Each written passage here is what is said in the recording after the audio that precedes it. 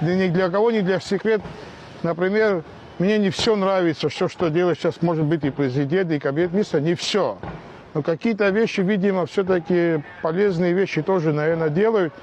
Он говорит, мы вот недавно поручение, говорит, я отдал кабинету министров. Я, честно говоря, упустил, я не смотрел эти поручения его. И он мне прислал, там, через человека прислал, говорит, вот донеси до ребят. Вот буквально, что, значит, там, о чем речь идет, я сейчас объясню вам. Значит, вопрос такой. Ну, он дал кабинету министров поручение, значит, представить предложение по изменению законодательства о лицензировании перевозок пассажиров автомобильным транспортом, предусматривающее оказание услуг такси водителями гражданами Республики Абхазия.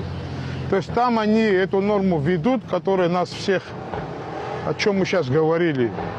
То есть норму будут вводить о том, что не граждане Абхазии не будут участвовать, значит, в грузопассажирских перевозках. Я с его слов понял так. Я ему тоже сказал, что у нас уже люди подходили 1,5 месяца назад. Мы это, естественно, тем более, если вы инициативу такую дадите, мы тоже это планируем, тогда мы совместно этот закон обязательно примем. Это поручение есть. Другой вопрос, если министр экономики еще не будет это делать, выполнять, ну тогда я не знаю, тогда где искать эту правду. Ну, надеюсь, что все-таки министр экономики, кстати, должен, по-моему, подойти к вам еще сюда. В всяком случае, мне сказали, что и его попросили, чтобы он пришел и с вами увиделся, министр экономики.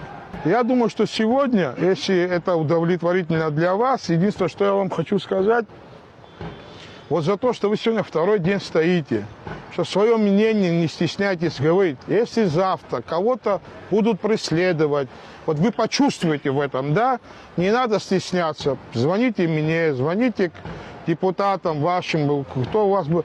Мы на это будем реагировать и очень жестко будем реагировать.